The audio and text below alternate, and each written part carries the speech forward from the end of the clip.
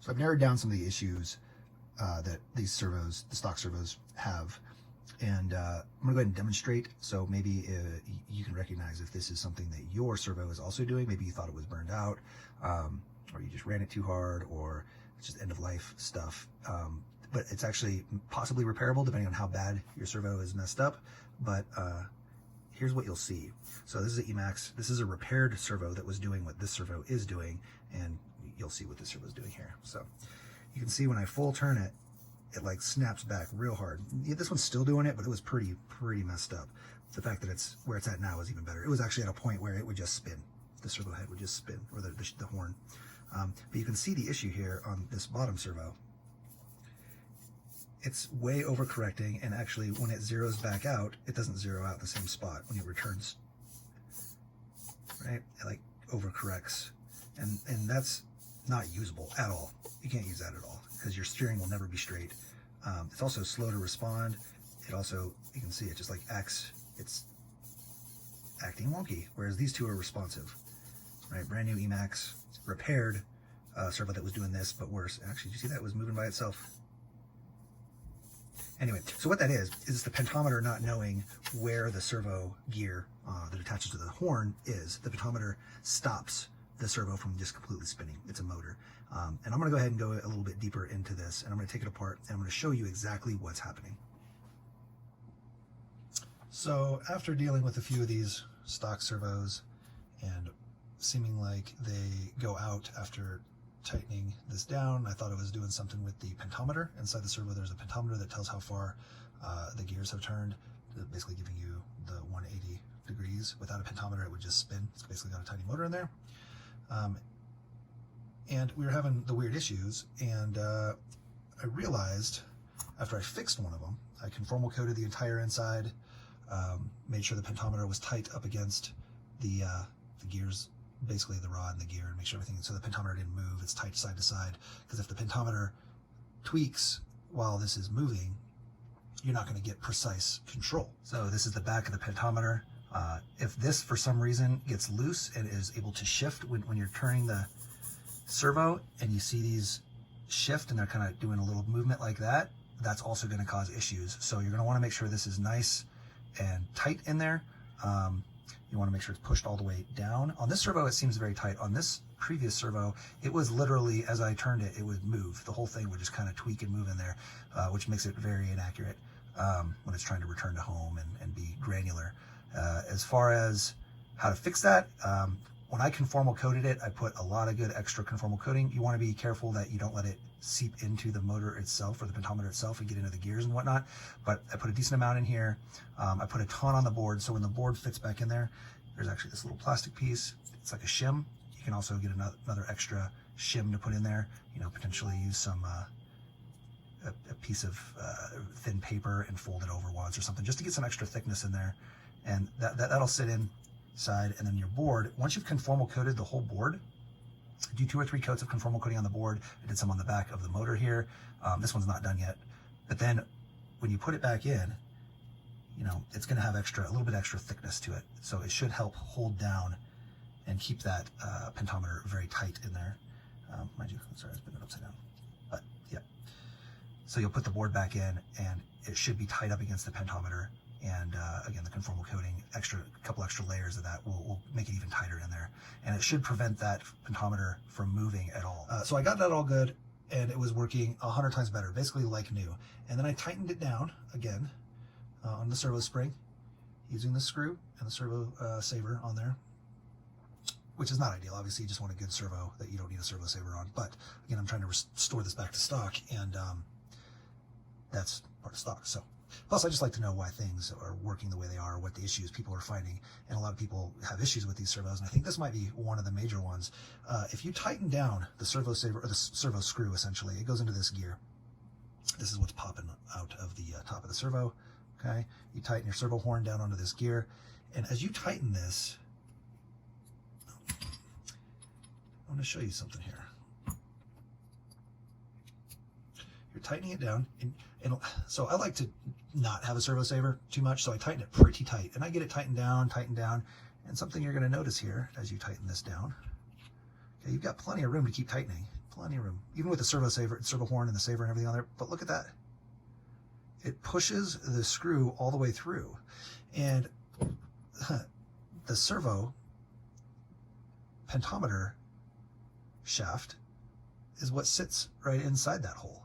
So what's effectively happening is, as you screw this down, the little notch, there's a little tiny notch in there. There's a little tiny notch, and that's basically what detects, it turns, and that's what gives you the 180. But as you tighten this down, this pushes the shaft out of the gear. And so now your servo can't recognize where it's at in its rotation. And if you tighten it down too much, it actually makes it so this gear doesn't have the little ledge or flat spot in there that is what's pushed onto the pentometer shaft.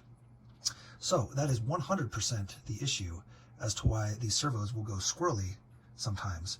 It's not necessarily burning up, although that is an issue too. These are cheap servos. They're by no means the answer, right? But the fact that if you just tighten it down just a little too much, not even a lot, just a little too much, your screw comes through the bottom, and now I've got no ledge for the pentometer shaft to sit on.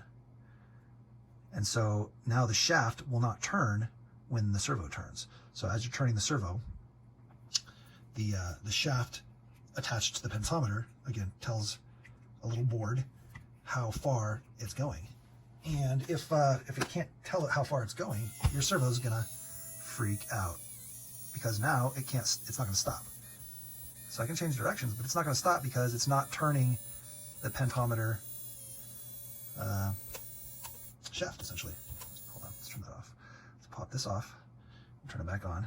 You're gonna see it's gonna spin. But if I was to turn, well, I don't have any of my tiny pliers right here, but you turn this, it stops.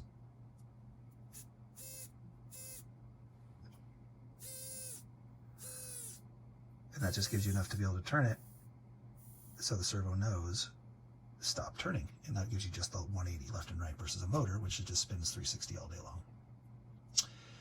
So, in conclusion, 100% do not over tighten your stock servo. If you do want to get it super tight, I would highly recommend taking down your screw.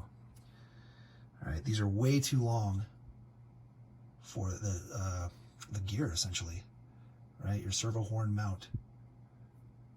And if you're wanting to tighten, another thing you could do is just glue your servo horn, the servo saver and the servo horn, and then you don't have to worry about it. But it's interesting to me that Horizon or Axial, whoever makes these, made the screw so long that you could potentially just screw it straight through to the bottom where the pentometer shaft needs to sit and basically destroy the servo. I mean, most of the time it's fixable. So if you did it, you probably, and you didn't go too far, you can probably back this out, pull the servo apart, and make sure that the lip or the shelf that's supposed to be in there is still there. If it is still there, you can go ahead and put it back together. Maybe even put just a drop of super glue. I'm going to try on this one to put a drop of super glue on here and then seat it all back in and make sure it's all good. I also want to point out that on the gear that fits on the pentometer shaft, you can see the flat portion again. This gear, you can kind of see down in the hole that there's a flat portion. That might be totally gone depending on how many times or how hard you screwed your servo horn screw into this. But you can see in the gear itself, in this outer ring, there's like a molding or something there. I'm pretty sure that's on all of them, and it's indicating which direction the flat side is. So you can see which way the flat side is, even if the interior flat portion is gone, if you're trying to use some super glue or build it back up in there. I would be very careful super gluing this on here, because if you get any super glue anywhere else, you're in a bad place. So one thing I did was completely disassemble the whole thing and have just to pull all the gears off. I didn't disassemble the whole thing, but pull all the gears off, and I put super glue on here, try to get super glue down in there, down into there, and then I let it sit and dry for a while, and then I was able to pull it back off, and it basically built the shelf inside again with the super glue. And then when I put it all back together, I went ahead and put just the tiniest dab of super glue on the end, right on the end of this, just to get a little extra and make sure it's nice and tight. Once that's proper, your servo will work super smooth. See, it's much better. It's not binding, it's not acting weird in its response. It basically works exactly as it should. And again, it's all about the pentometer shaft not being attached to this because your servo horn screw is pushed in too far, literally lifting this gear off. So when you combine that with, you know, loose pentometer mount with the fact that the gear is not actually grabbing onto the shaft, you're going to have some major issues. But you fix those two things, you should be good. The last thing is on your screw. I can show you on this one. You can see how much I took off. I went ahead and dremeled it down, and I took off a good chunk. And now I'm able to get this very tight, basically eliminate the servo saver portion, and you can see it's a pretty significant difference. And it's still plenty to get it in there and get it tight. But yeah, that's the issue that a lot of people might be having, and hopefully this gives you some insight. So do not tighten it all the way down.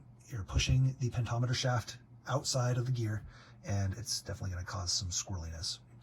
Also, this is the conformal coating I use, and I'll do a video about this at some point for waterproofing, but I essentially conformal coated this entire thing, all the board, the motor, the pentometer, the back of the pentometer. Yeah, and it worked great, like I said, until I re-tightened it down all the way. But now I know what's causing it. Again, I thought it was just a loose pentometer, but it's much more than that, and much easier for the average Joe to totally screw up by just barely over-tightening this guy. All right, if this helped you, please be sure to subscribe, share it with your friends, click the bell, all those good things. And if you have anything to say about this, let me know. What have you discovered about some of these stock servo parts that can help make them survive a little longer or repair them? Is there anything else out there that people should know other than obviously just buying a new servo? We can all do that. We can all go out and buy new servos, but sometimes it's fun to understand what's going on here. So I hope it helped. Alrighty guys, thanks again.